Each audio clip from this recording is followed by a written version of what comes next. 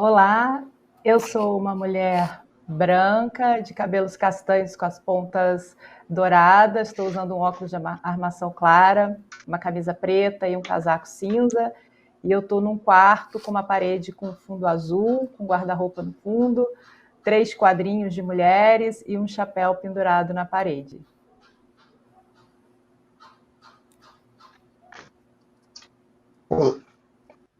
Olá, eu sou um homem negro, uso óculos com um aro metálico. Eu estou no meu escritório, que tem a parede amarela, junto com meus livros, um armário, sentado aqui na minha poltrona, meu cantinho de trabalho, vestindo uma blusa preta, e é isso.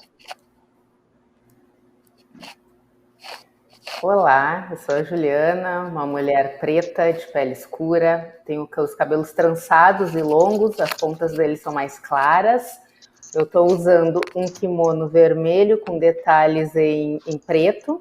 Estou usando também um óculos marrom caramelo, assim, e atrás de mim tem uma parede off-white, né? Não é nem branco, nem creme, off-white.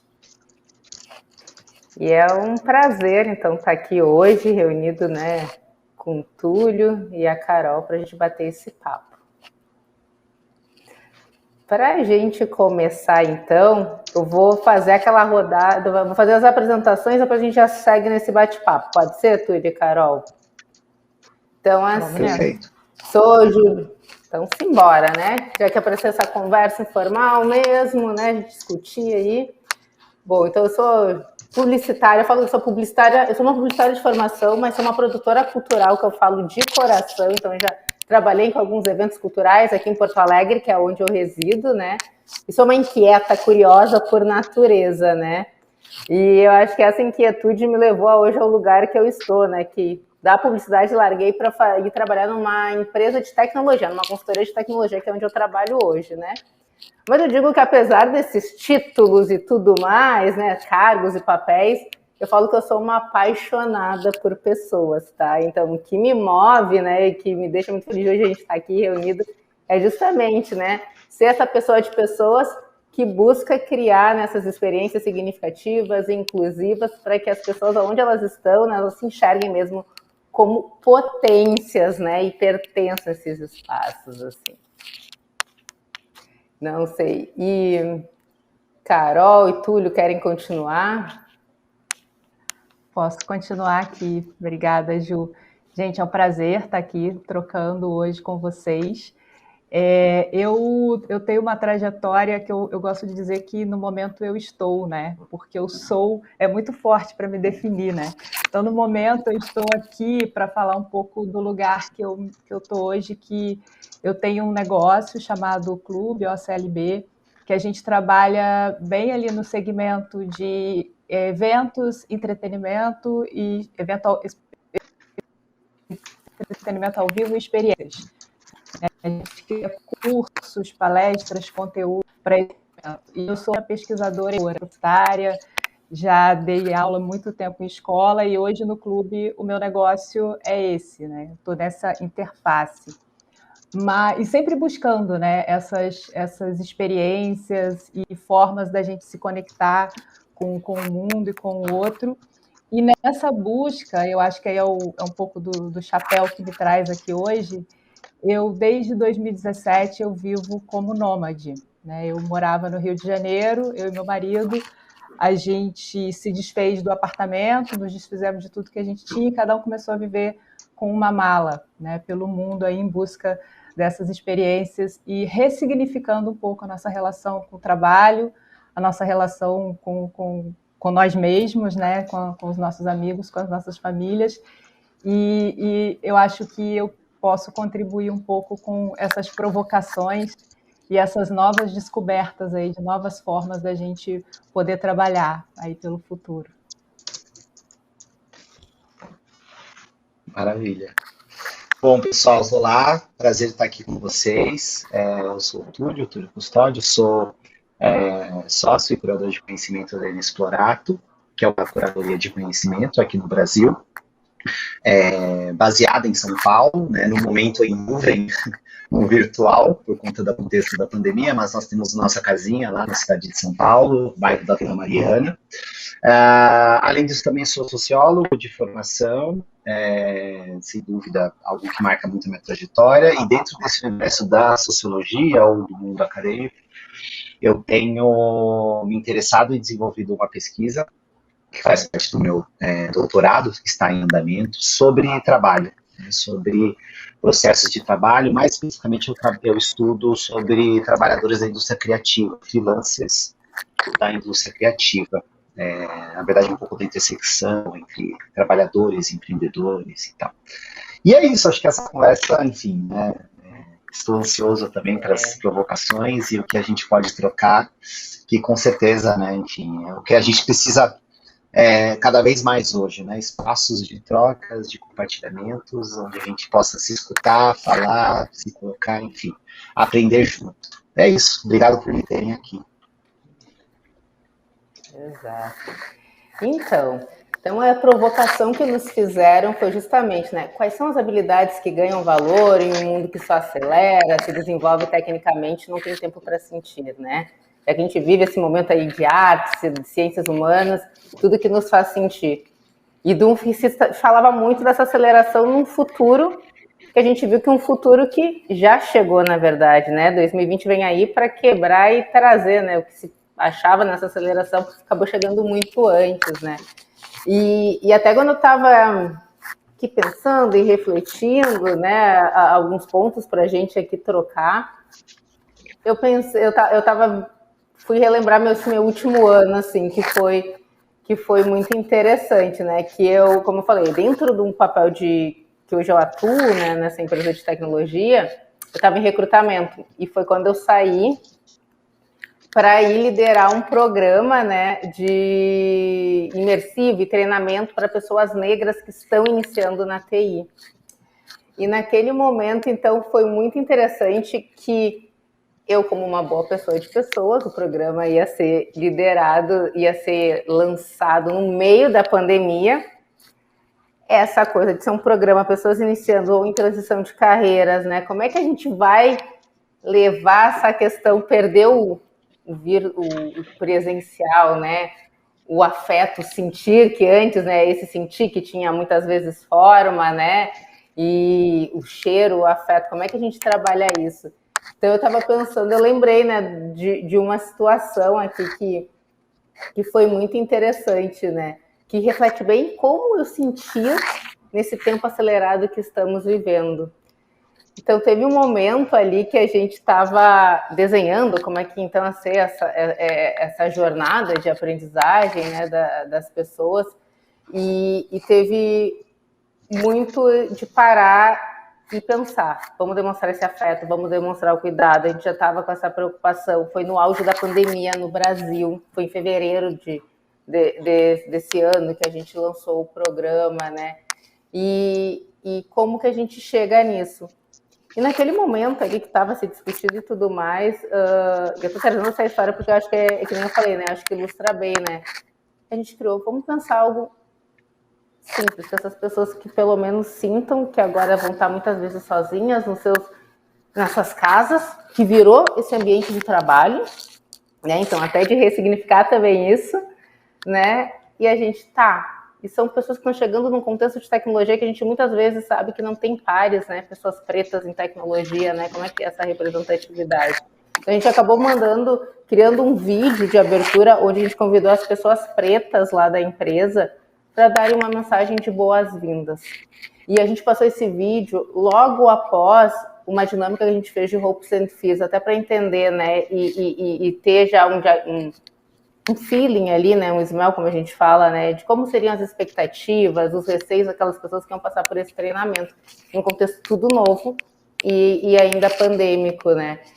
E foi muito interessante que a gente passou aquilo, e daí tinha uma trainee, uma participante que estava super quietinha, sabe, e naquele momento, foi o único momento que ela levantou a mão e falou: gente, eu queria agradecer, assim, tá tudo muito lindo. Desde o momento que eu aceitei, a recrutadora falou que eu tinha passado num processo seletivo que eu não acreditava, estava ansiosa para receber essa devolutiva e passei.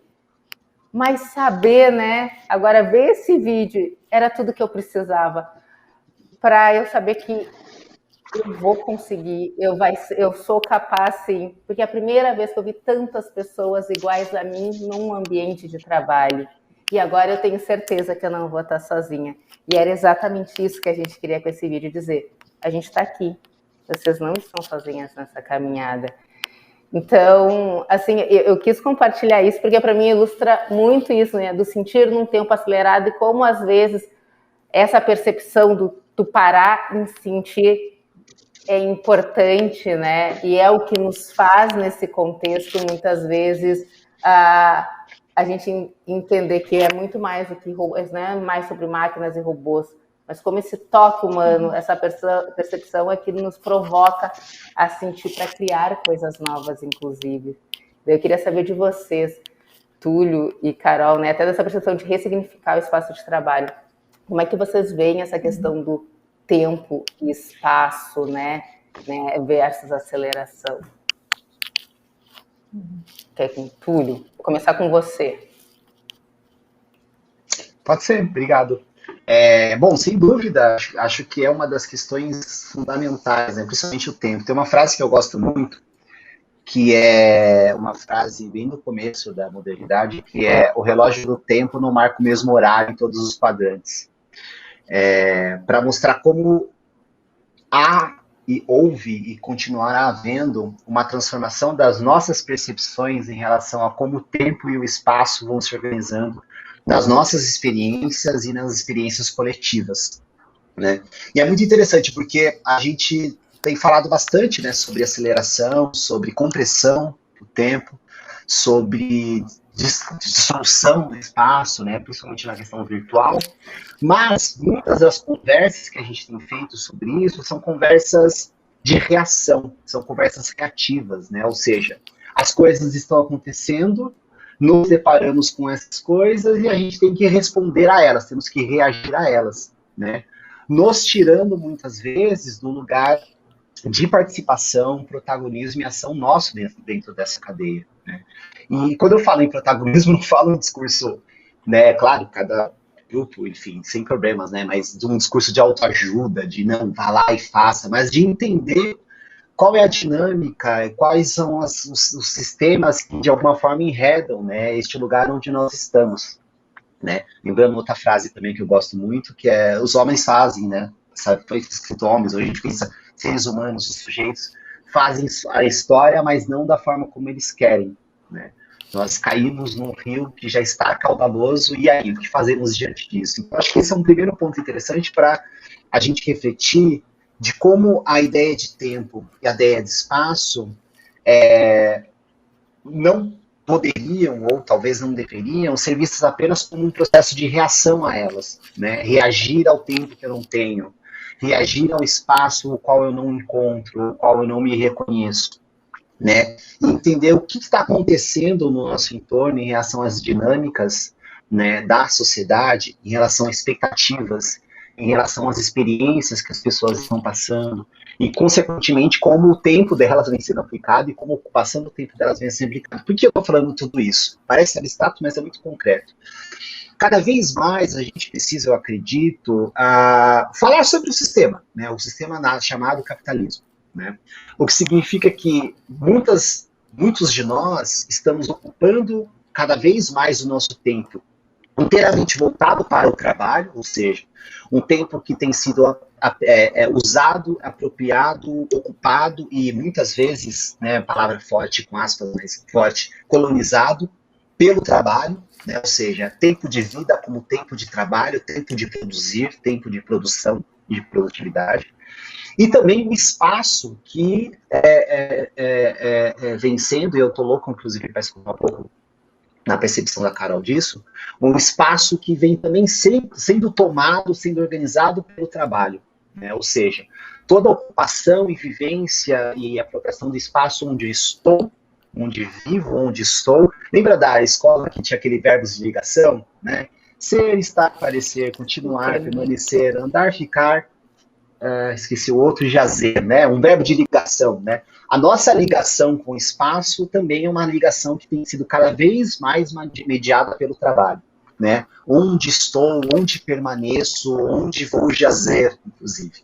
Então, é bom, para começar a conversa, eu queria, né, sei lá, jogar de novo a provocação, mas pensar como essa discussão de tempo e espaço que a gente está fazendo, ela tem sido muito refratária, né, muito reativa em relação ao que está acontecendo, e aí a gente deixa de pensar, ok, mas por que isso está acontecendo? Em que contexto isso está acontecendo? Qual é a possibilidade nossa de tomarmos as rédeas disso que está acontecendo? E segundo, de como, justamente por conta de tudo que está acontecendo, como o tempo e espaço vem sendo apropriados e totalmente tomados pelo trabalho, né? E eu acho que isso nos concede como não só o tema do futuro do trabalho, mas, sem dúvida, do presente, da hora que está agora em relação ao trabalho. Acho que, como para começar, eu traria isso. É muito interessante, Túlio, essa tua provocação aí do tempo e do espaço, assim. Eu gosto muito de uma psicóloga americana chamada Esther Perel, e ela tem um podcast. Ela sempre estava falando muito sobre relacionamentos, né? Muito focada em casal. E aí, com a pandemia, ela deu uma guinada para falar de relacionamentos de trabalho, porque, na verdade, agora se misturou tudo, né? E aí ela criou uma série de um podcast chamado Housework, em que ela conversava com vários profissionais de diversos arranjos, sócios, casais, enfim. E o episódio de abertura é muito interessante porque é uma palestra dela falando exatamente sobre qual o lugar do trabalho na nossa vida, né? Que no momento que a gente vai, enquanto sociedade, para a cidade e nos desconecta da comunidade, da família, né, dos relacionamentos, o trabalho começa a ocupar esse espaço gigantesco na nossa vida, né? Que a gente tem que ter todo tipo de saciedade e recompensas ali no trabalho, né? Você não divide mais isso em diversas coisas. Então a gente já vinha, e aí essa demanda gigantesca da gente ter que produzir, ter que ser feliz, ter que ter trabalho com propósito, ter que ganhar dinheiro, ter que tudo, né? Que uma hora vai cair, não dá para ter tudo, né? Do mesmo lugar. E aí vem a pandemia e a gente não só coloca isso como nosso tudo, como a gente ainda leva isso para dentro da nossa casa, né? Então, é muito interessante, eu até deixo essa dica, quem quiser ouvir o podcast, chama Housework, e essa questão do lugar, para mim, já era uma questão que era uma provocação muito forte, assim, porque eu já, né, dentro dos meus privilégios, eu pude fazer essa escolha consciente na minha vida no momento em que não era necessário, né? Eu abri mão, eu desconectar desse lugar, eu falei, eu e meu marido somos sócios, e a gente falou, cara, por que a gente está no Rio de Janeiro se a gente não precisa estar aqui? E eu me dei conta naquela época que quando a gente se desconectou desse lugar físico, muitas pessoas não sabiam que era possível fazer essa pergunta para elas mesmas. Então, quando eu começo a falar, olha, eu não tenho uma casa, eu trabalho de qualquer lugar, as pessoas começaram a falar assim, isso é possível? Eu nunca imaginei isso dessa forma. E para mim era um lugar relativamente comum, sabe, de questionamento. Então eu comecei a me questionar do tipo, cara, o meu privilégio de poder questionar, né? E aí foi muito interessante porque quando começa a pandemia, eu já vivia dessa forma há 3 anos, eu comecei a ser procurada por muitas pessoas, muitos amigos e muitas pessoas que falaram, olha, agora eu estou trabalhando de casa e eu estou pensando na possibilidade de talvez eu passar um mês na praia ou eu passar um mês na casa dos meus pais. Como é que eu faço? Como é que isso é possível? Né? Então, eu acho que de todas as mazelas, né, que essa pandemia nos trouxe e com toda a desigualdade que foi escancarada, eu acho que uma das coisas que talvez a gente possa olhar como algo interessante para o futuro é que, para algumas pessoas, houve a possibilidade de questionar. Ainda que de forma atropelada, sabe? Ainda que a gente não está sabendo direito como fazer. Mas deixou uma formiguinha ali do tipo, cara, eu estou fazendo isso porque esse é o modus operandi. Eu nunca me perguntei se eu preciso funcionar dessa forma, ou se eu funciono realmente dessa forma. né? Então, eu acho que tem todo o lado negro da coisa, mas eu acho que tem uma grande mudança aí também de possibilidades e de testagens, né?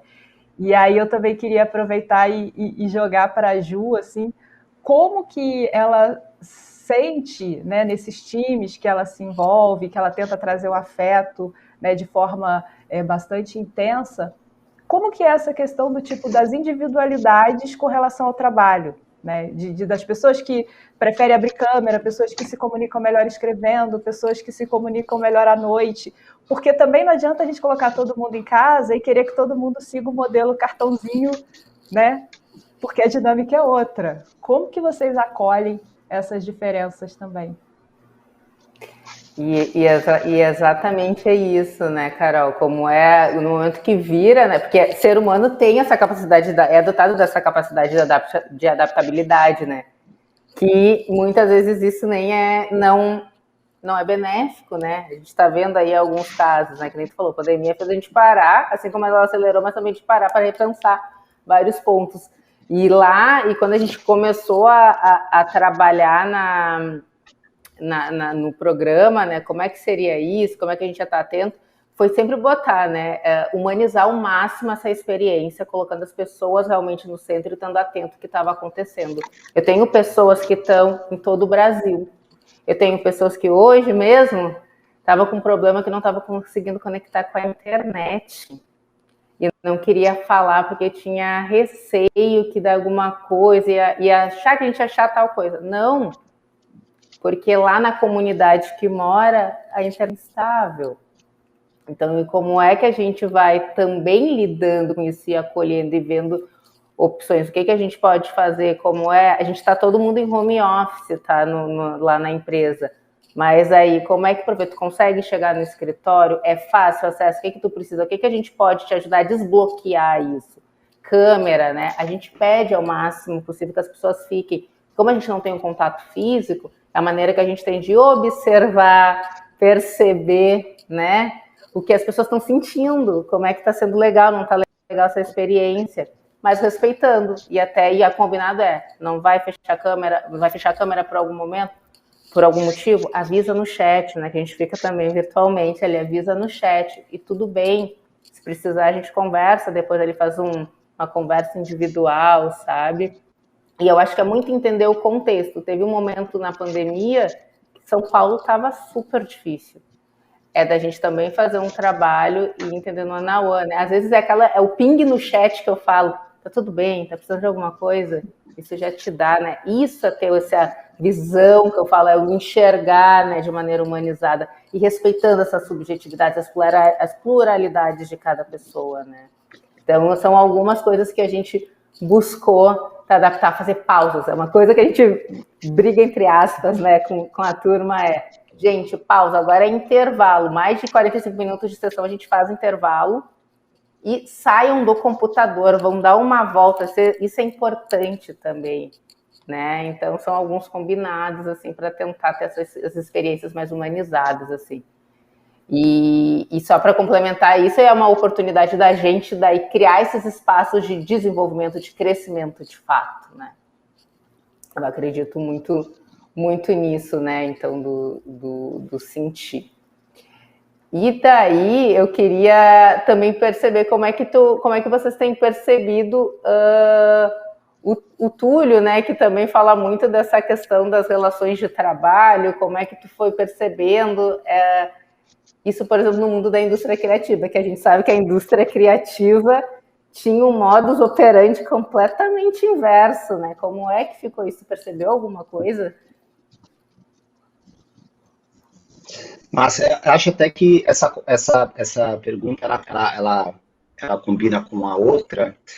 Só retificar uma coisa antes, chamando a atenção para uma coisa, Carol, que se fosse o lado negro seria bom, né? Porque, enfim, nas ressignificações que a gente vem construindo, né?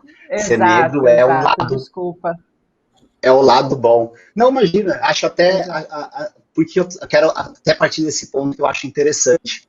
Né? De novo, naquela história de como nós vamos participando e construindo algo que, entendendo a dinâmica, nós queremos ir para tal lugar, né? Que tem a ver com propósito, tem a ver com protagonismo, tem a ver com caminho. A questão do tempo e do espaço e de como tem sido essa organização do fora do lugar de trabalho, ela traz umas coisas interessantes para a gente, né? Que antes assim, né, ainda está no presente, mas de certa maneira, principalmente nesse universo do trabalho de conhecimento, do trabalho material, que envolve indústria criativa, etc e tal, você tem uma concentração de pessoas no mesmo espaço, mesmo que você tenha uma série de pessoas, né, que são, a Carol mesmo já trouxe, nômades, trabalhadores freelancers, pequenos empreendedores que estão circulando, mas ainda assim existe uma concentração espacial que tem a ver com o escritório, tem a ver com aqueles prédios espelhados, né, aquele espaço onde de alguma forma todo mundo se encontra, e que eram espaços, continuam sendo de certa maneira, que não privilegiam a possibilidade do exercício da pluralidade, né? Porque é o espaço da homogeneidade, é o lugar onde está todo mundo ali, os equipamentos são relativamente iguais, as experiências de conexão, de presença física são iguais. Então, quando essa dinâmica, de alguma forma, obrigatoriamente, né, e quando possível, é levada para a dispersão, ou seja, cada um em seu canto, cada um em sua casa, a gente começa a perceber essa pluralidade, que não tem só a ver agora com a questão material mesmo, que não é mais homogênea, né? Então, aquela pessoa que mora em determinado bairro da cidade, a conexão ali não funciona bem, porque também não só não funciona bem no espaço, mas a casa dela também não foi, não comportava uma organização da vida que fosse mediada, focada somente no trabalho. Eu falo não só de internet, eu falo de mesa, cadeira, canto, para poder exatamente ficar focada, trabalhando, etc e tal, enfim. Então, e a gente começa a perceber essa pluralidade das experiências, das experiências do que já está, né? Ou seja, a pessoa está ali já naquela condição, mas também dessas outras possibilidades, né? De, como a Carol contou, né? Por que não? Já que eu estou fazendo aqui, eu entendi o que eu tenho que fazer, por que eu não vou para a praia? Por que eu não vou para um campo? Por que eu não vou para um lugar onde talvez eu não fico ouvindo o barulho da cidade, né? Que as pessoas começam a perceber, inclusive, né? Minha esposa é arquiteta, ela, a gente estava, vamos dizer assim, de forma privilegiada, preparado para a pandemia, antes de imaginar a pandemia, porque desde que comecei a relação com ela, e a gente começou a morar junto, ela falava muito sobre isso, de como, para ela, olhando assim para pessoas que têm condição, uma classe média, como as pessoas moravam mal, e moravam mal não no sentido de que elas não poderiam morar melhor, mas no sentido de que elas não... A casa, né? Por quê? Porque é a coisa do trabalho, né? Eu preciso focar nos espaços de circulação que envolvem o trabalho. Então a casa não tinha, né? Não se preocupava com o espaço, como faz toda a diferença, e fez, e continua fazendo toda a diferença no momento onde nós somos convocados a estar na casa, né? Então esse é um ponto, a possibilidade de sair, estar em outro lugar e perceber essa diferença, mas também, aí eu vou falar muito rapidamente, porque por causa do nosso tempo, porque é algo importante para a gente pensar e provocar, a dinâmica para onde o trabalho tem caminhado nos últimos anos é a dinâmica de, apesar das nossas conversas e esforços, é uma dinâmica de aprofundamento do sofrimento. O que significa?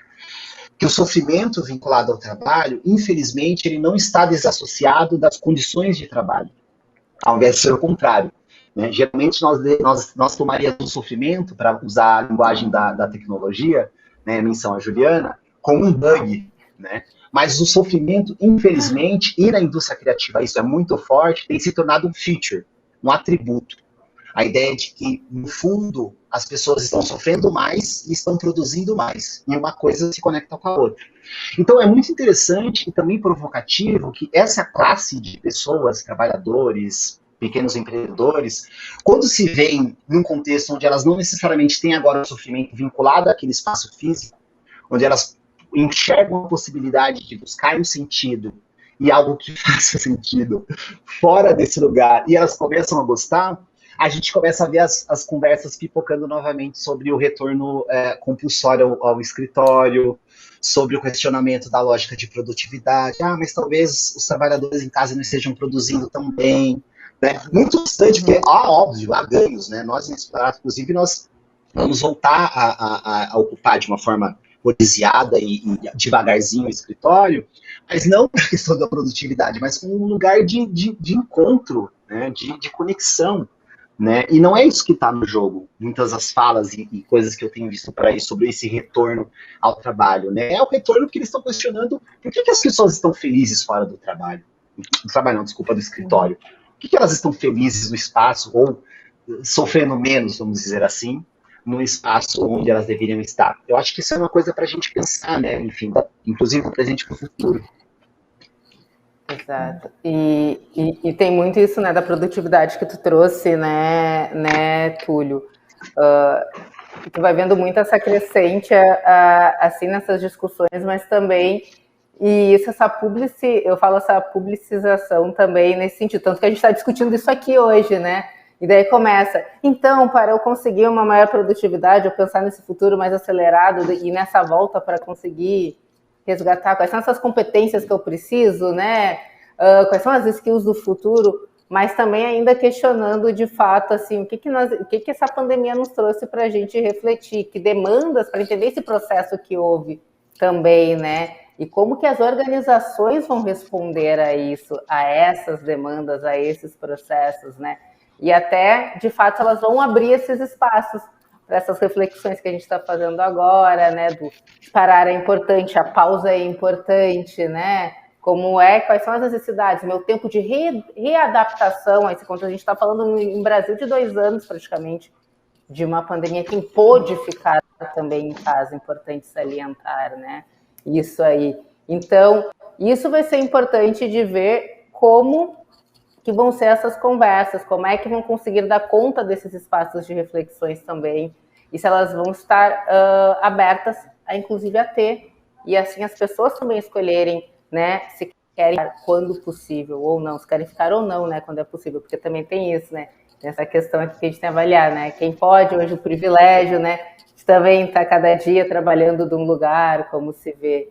Então, eu digo que por isso que eu volto sempre assim, eu vou puxar para esse lado das pessoas, porque nesse futuro, que daqui a pouco já é agora, provavelmente o que vai ser uma vantagem competitiva não vai ser o tempo, né, da produtividade, mas vai ser quem botar as pessoas realmente ali no centro, em primeiro lugar, nessas relações, né?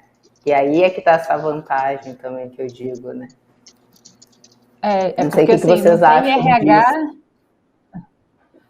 Desculpa, não tem RH, nem mindfulness, nem nada disso no mundo para resolver o problema de uma produtividade extremamente acelerada e exigir das pessoas que elas trabalhem como máquina, né? Não adianta ter esse mindset na empresa e colocar o cantinho lá do mindfulness 10 minutos por dia. Então, assim, eu acho que tem uma grande diferença, né? Um gap aí nesse buraco de querer que as pessoas estejam bem, mas querer que elas desempenham o trabalho de uma máquina, né? A gente tinha essa pretensão de que a tecnologia viria para nos dar mais tempo livres, né? Nos dar mais tempo para fazer as coisas que a gente gosta e, na verdade, a gente está ficando cada vez mais escravos, assim, desse tempo alucinado que a gente está trabalhando, né? Eu comentei muito, me lembro no início da pandemia, com alguns amigos, que eles falaram, a gente está fazendo trabalho remoto. Eu falei, não, gente, isso que a gente está fazendo, isso não é trabalho remoto. Isso é um modelo emergencial para tampar um buraco de uma coisa que, assim, a gente não sabe o que é. Trabalho remoto não é ficar com o Zoom ligado o dia inteiro em reunião, sabe? A gente está numa lógica ainda de aprendizado, de replicar o que a gente conhece. A gente ainda não conseguiu criar coisas novas, nem no trabalho, nem no entretenimento ao vivo, nem na educação, nada disso. A gente ainda tem um conceito do design que fala que quando eles vão criar algo novo, você usa algo reconhecível, né, para não criar aquele impacto. Então, a gente está replicando a lógica do escritório em casa. E aí está dando esse conflito gigantesco. Eu acho que a gente tem uma oportunidade aí de aprender novas ferramentas, aprender sobre nós mesmos, sobre o nosso funcionamento, aprender a trabalhar em times, mas, assim, a gente precisa, sabe, tirar as coisas, encarar a situação de que, cara, é um novo modelo que a gente precisa criar a partir de agora, porque vai voltar para o escritório, vai voltar a fazer a mesma coisa, sabe? E aí quem vai ficar em casa, de repente, vai ser os párias dessa nova lógica, né? Quem vai estar ali ao vivo vai estar trocando e quem não está. E aí você já começa a criar uma desigualdade também, e as pessoas que preferem aquilo vão se sentir excluídas. Então, assim, acho que a gente tem que olhar para isso tudo, repensar muito e entender que trabalho que é esse que a gente quer, né? Que lugar que a gente quer dar para esse trabalho na nossa vida, né? Porque senão a gente vai ficar nessa corrida eterna aí, e esse estresse, e tudo isso, né? Eu falo Caverna do Dragão. É da época de vocês o Caverna do Dragão? Nunca sai. E eu falo, até para criar novos modelos, né? E até para criar novos modelos, práticas, e essas discussões, a gente tem que sentir, eu falo, né? Porque é a partir desse sentir que a gente vai criar, né? Até para criar tem que sentir a necessidade de se criar coisas novas. E isso é importante. Então, acho que esse papo aí que a gente foi para um lado, foi para o outro, tudo, o fio condutor do sentir é o que vai, né, fazer o ser humano. E isso ninguém vai nos tirar. Não vai ter máquina, não vai ter robô. Eles vão fazer o repetitivo, vão nos ajudar em algumas coisas.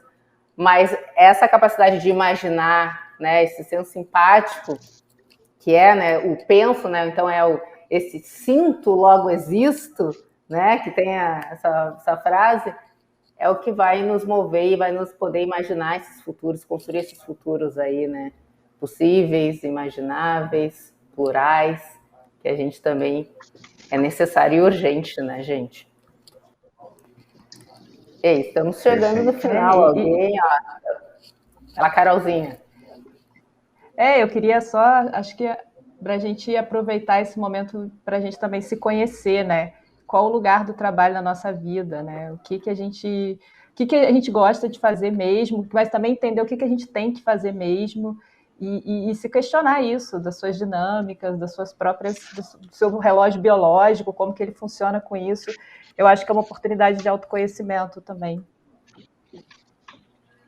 Perfeito, Carol.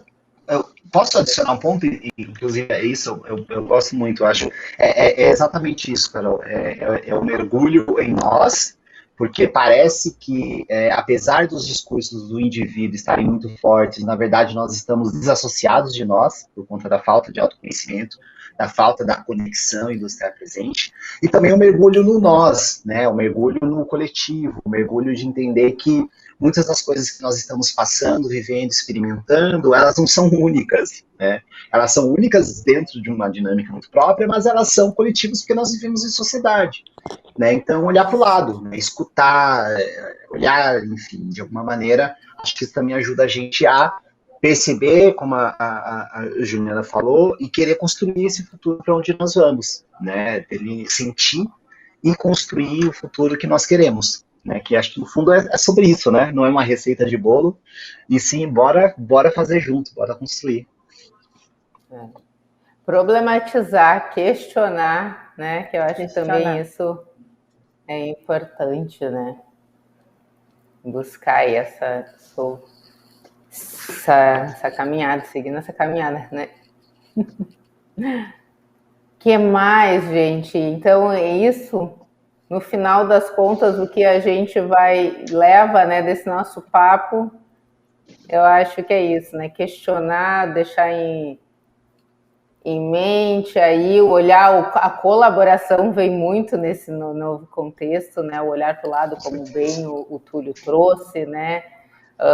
Essa autorreflexão, que é dolorida às vezes, né? Porque vai mexer, mas que é importante. Né? Às vezes fica, mas é importante a gente fazer para entender, né, esses humanos e o lugar, né, do humanos, da humanização do futuro do trabalho. Certo?